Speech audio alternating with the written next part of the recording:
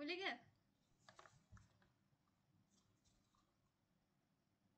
Dah. Okay. Dah. Saya dah bersedia.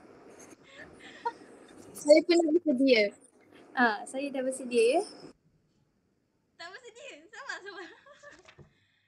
Okay.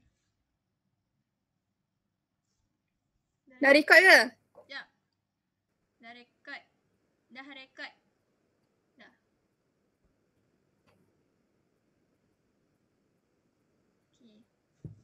Okay. Boleh? Boleh. Assalamualaikum warahmatullahi wabarakatuh. Dan salam sejahtera saya ucapkan kepada penonton webinar pada hari ini.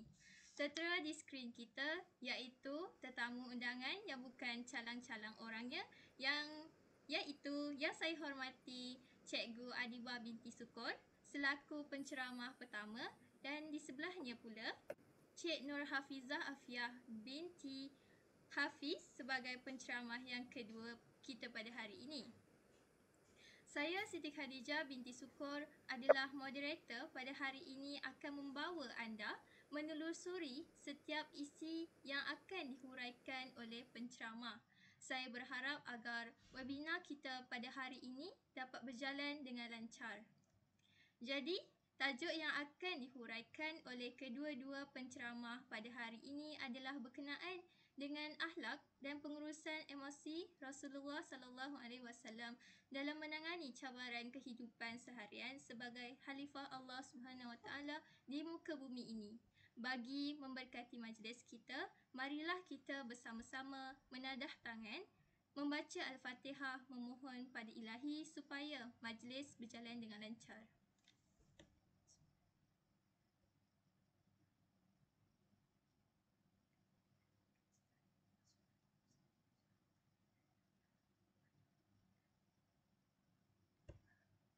Amin ya rabbal alamin. Alhamdulillah.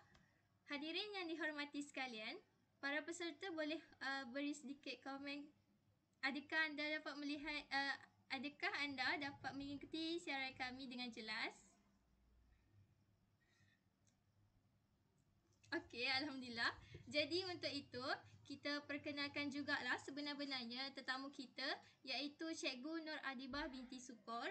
Beliau lebih mesra dipanggil sebagai Cikgu Adibah yang merupakan cikgu bahasa Inggeris di Sekolah Rendah Khair Johari. Untuk itu saya berikan sesi ini kepada Cikgu Adibah untuk menghuraikan lebih lanjut dan dipersilakan kepada semua penonton untuk mendengarkannya.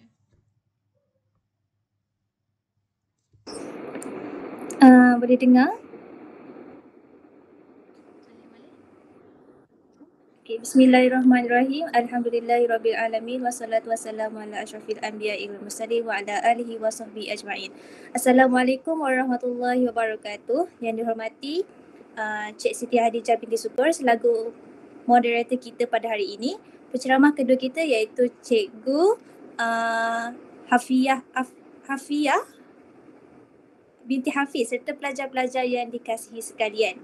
Bersama-sama kita pada malam ini dalam webinar akhlak dan pengurusan emosi Rasulullah SAW dalam menangani cabaran kehidupan seharian sebagai Khalifah Allah di muka bumi ini. Baik, alhamdulillah pada Allah SAW kerana kita diberi peluang untuk menyertai webinar pada hari ini. Baiklah, kita mulakan webinar dengan mengenali Rasulullah SAW sebagai utusan Allah di akhir zaman yang mempunyai kelebihan tersendiri jika dibandingkan dengan orang lain. Keteladanan Rasulullah SAW sudah dikenali sejak risalah kenabian dan kerasulan diturunkan. Secara khususnya, kedatangan Rasulullah SAW ke alam maya ini adalah bagi mendidik umat manusia supaya berada dalam kesempurnaan akhlak dan sasiah. Akhlak dan sasiah adalah juga personaliti dan peribadi yang menjadi asas kepada pembentukan tingkah laku. Lebih jauh lagi melalui wahyu dan hidayah Allah. Baginda telah mengajar umatnya untuk mengenali apa itu emosi. Pelbagai jenis reaksi emosi diterangkan oleh baginda seperti perasaan marah, sedih, duka lara, gembira, malu, takut dan sebagainya. Sebagai contoh dalam Al-Quran yang menjelaskan mengenai emosi sedih sebagaimana firman Allah dalam surah Al-Baqarah ayat 277 yang bermaksud, sesungguhnya orang-orang yang beriman mengerjakan amal soleh, mendirikan solat dan menunaikan zakat, mereka mendapat pahala di sisi Tuhannya.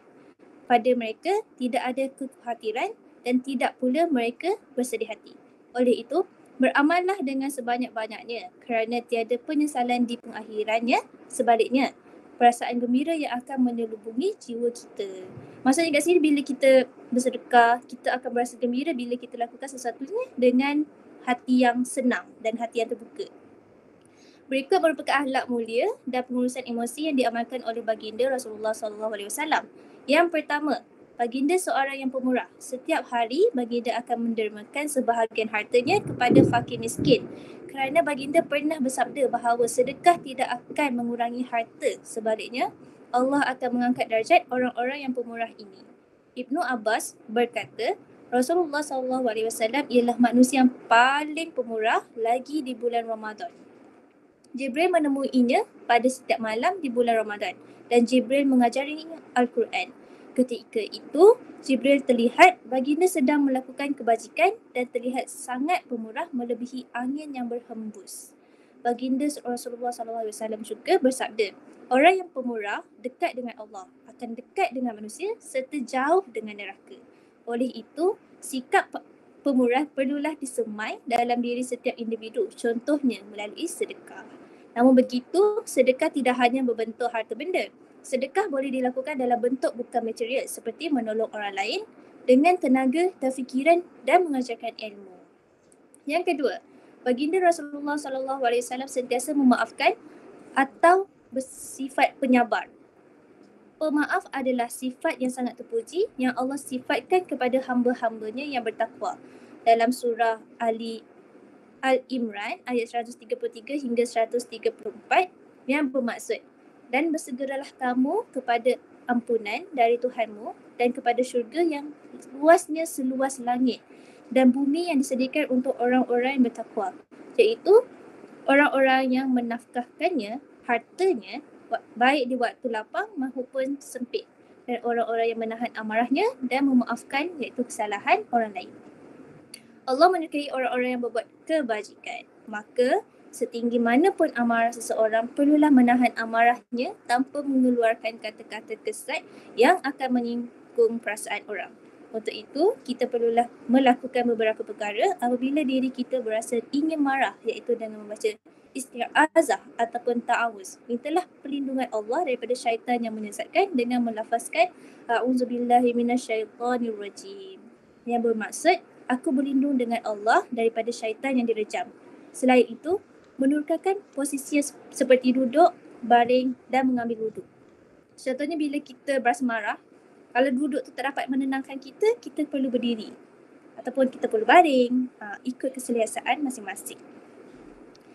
Sabda Rasulullah, jika salah seorang dari kalian marah dan ia dalam keadaan berdiri, hendaklah ia duduk. Jika rasa marahnya hilang, maka itu yang dikehendaki. Jika tidak, hendaklah ia berbaring. Sabda Rasulullah pula bermaksud, bukannya kuat kerana dapat mengalahkan orang dengan bergaduh, tetapi kekuatan sebenarnya ialah orang yang dapat mengawal dirinya ketika marah.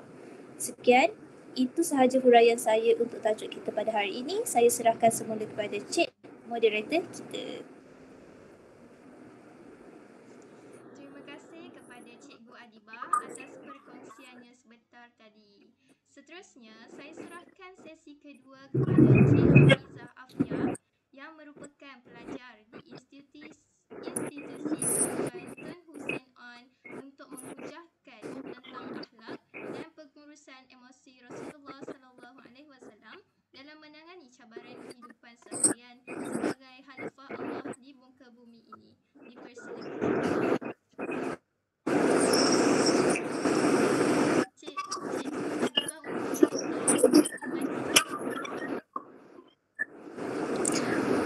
Maafkan saya punya skrin tak dapat di-touch.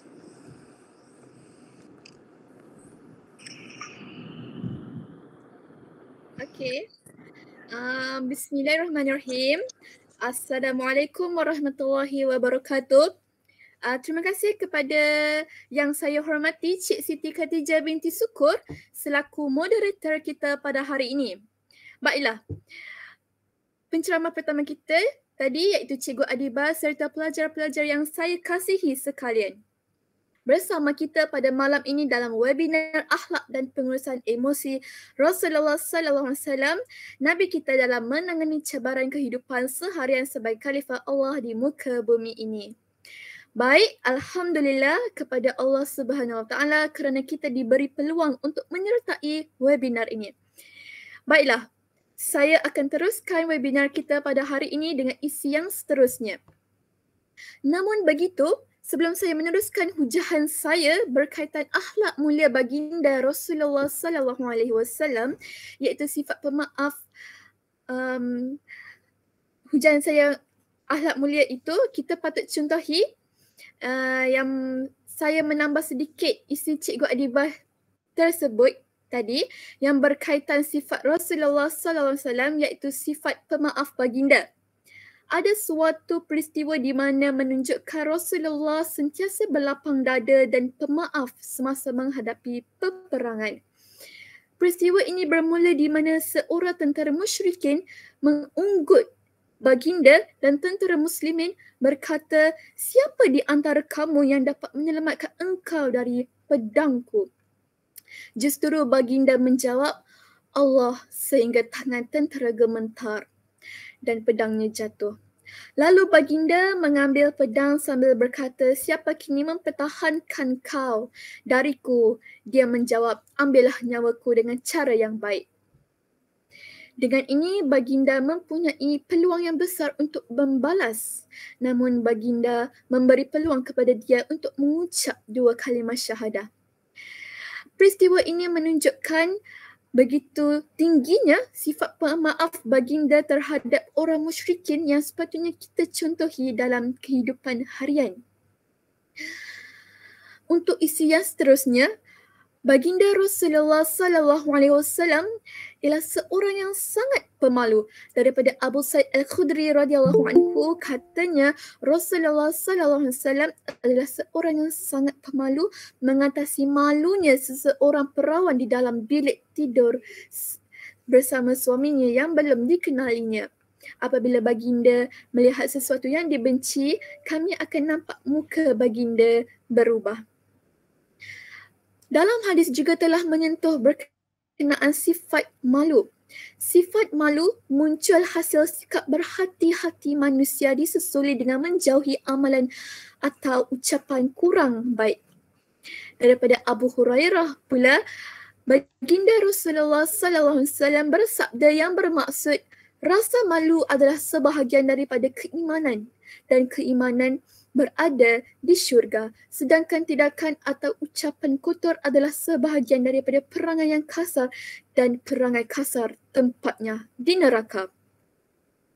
Oleh itu, sifat malu ini seharusnya dipupuk sejak kecil oleh didikan ibu bapa kerana sifat itu akan menjaga dan memelihara diri anak apabila meningkat dewasa kemudian, serta berjauhan daripada ibu bapa kelak juga. Baiklah, antara cara memupuk sifat malu adalah dengan memberi kefahaman mengenai sifat ihsan. Apa itu sifat ihsan? Apabila seseorang itu mempunyai sikap malu, maka terhindarlah dia daripada maksiat, menyerlahkan kecantikan akhlak dan kemuliaan insan, maruah diri terpelihara serta dapat memupuk perasaan takut kepada Allah Subhanahu Taala. Kemudian baginda Rasulullah sallallahu alaihi wasallam sentiasa menjaga tutur katanya. Baginda sentiasa menggunakan ayat yang ringkas namun padat, lengkap dan jelas, mudah difahami oleh orang yang mendengarnya. Justru bahasanya juga tersusun dengan indah sekali. Beliau akan mengulangi perkataan sebanyak 3 kali jika terdapat hal penting yang dibicarakan. Sebaliknya, baginda tidak akan bercakap sekiranya hal yang benar tidak keperluan yang tidak ada kaitan dengannya. Baginda juga tidak akan meninggikan suara melainkan hal yang benar berkaitan hak Allah Subhanahu Wa Taala. Namun begitu, baginda akan menjawab dengan bahasa yang sopan dan tidak menyinggung hati. Sesungguhnya Rasulullah sallallahu alaihi wasallam telah bersabda, tiada sesuatu yang lebih berat dalam timbangan seseorang mukmin pada hari kiamat selain akhlak yang baik. Allah sangat membenci orang yang kata-katanya kasar dan kotor. Malah kelahiran Rasulullah sallallahu alaihi wasallam sebagai penyempurna akhlak manusia lebih awal mengajar manusia berkaitan kecerdasan emosi dan perasaan serta cara pengendalian emosi yang tidak terkawal agar menjadi lebih baik. Baginda telah mengajarkan untuk mengenali apa itu emosi, sama ada emosi negatif atau positif, dan bagaimana sifat emosi itu boleh berubah menjadi sesuatu yang membina ataupun merosakkan. Beserta dengan cara pengendalian emosi, inilah yang menjadi asas kepada akhlak dan tingkah laku manusia sebagaimana yang diajarkan oleh baginda Nabi Muhammad sallallahu alaihi wasallam yang terhasil dari natijah keimanan sebagai pendorong tingkah laku yang sebenar. Akhlak ini jugalah yang akan menentukan keredaan Allah dan balasan syurga kerana sebaik-baik manusia di kalangan orang-orang yang bertakwa ialah mereka yang amat baik perangai dan akhlaknya kepada orang lain. Baiklah, mari bersama untuk menghayati maksud sebuah hadis riwayat Imam Tirmizi, sabda Nabi Muhammad sallallahu alaihi wasallam, bertakwalah kamu kepada Allah di mana sahaja kamu berada dan iringlah kejahatan dengan perbuatan kebaikan dan berperangailah kepada manusia yang berperangai yang baik. Sekian sahaja huraian saya. Saya serahkan semula sidang ini kepada moderator kita, Cik Siti Khatijah binti Sukur. Terima kasih saya ucapkan kepada Cik Hafizah di atas perkongsiannya yang bagi saya amat jelas berkaitan dengan akhlak dan pengurusan emosi Rasulullah sallallahu alaihi wasallam dalam menangani cabaran kehidupan seharian sebagai khalifah Allah di muka bumi ini. Untuk sesi yang seterusnya, saya buka pertanyaan daripada para peserta kita. Anda semua boleh tanya persoalan di ruang komen sebelah kanan.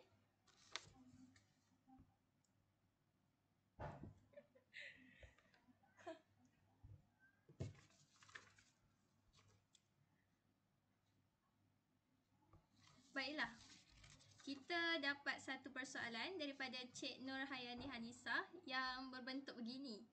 Apakah langkah-langkah yang kita boleh lakukan untuk menjadikan kita seorang yang pemalu dalam Islam? Dipersilakan kepada penceramah kita untuk menjawab persoalan tersebut, iaitu Cikgu Nur Adibah. Okey, terima kasih kepada Adik Hayani atas soalan yang diajukan. Soalan yang agak menarik bagi saya. Baiklah, malu adalah sifat terpuji dan akhlak Nabi Muhammad SAW. Malu terbahagi kepada dua, iaitu malu yang tercela dan malu yang terpuji. Malu yang dielakkan iaitu malu yang tercela, seperti malu bertanya untuk mendapatkan ilmu, malu untuk menghadiri majlis ilmu dan malu untuk melakukan perkara-perkara kebaikan. Malu terpuji pula perlulah kita amalkan seperti malu kepada Allah, malu untuk membuat dosa dan malu kepada diri sendiri. Di mana malu kepada diri sendiri ini seperti menjaga kehormatan diri. Jadi untuk memupuk sifat malu dalam diri adalah dengan mengamalkan sifat malu yang terpuji itu sendiri. Sebagai contoh, yang biasanya masyarakat kita lakukan ialah mengumpat, betul? Jadi bila kita mengumpat, kita menceritakan tentang keburukan seseorang. Jadi bila kita mengumpat, kita rasa seronok pada waktu tu. Tapi bila dah lama kita lakukan refleksi diri sebelum tidur ataupun selepas bangun tidur, kita rasa benda tu memang salah. Jadi kita patutnya malu apabila kita mengumpat orang lain. Sebenarnya kita manusia ni sama je. Kita ada kurang, dia ada kurang. Kita ada lebih, dia pun ada lebih. Jadi kita perlu malu untuk melakukan perkara-perkara dan akhlak yang tidak terpuji. Sekian. Terima kasih kepada Cikgu Adibah atas jawapan tersebut. Baiklah, soalan pun sudah terjawab.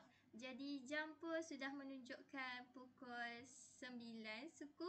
Saya berharap insya-Allah apa yang telah kami kongsikan memberi manfaat serta mencerahkan bagi perkara-perkara yang tersimpul dan insya-Allah dapat kita bertukar-tukar pendapat lagi yang kemudiannya menjadi suatu tindakan secara bersama atau mencipta suatu tamadun rangka hidup masyarakat yang lebih baik dan membina kesejahteraan masyarakat beragama dan yang berbilang kaum. Dan saya mengucapkan terima kasih juga kepada penonton sekalian atas persoalan yang telah diajukan.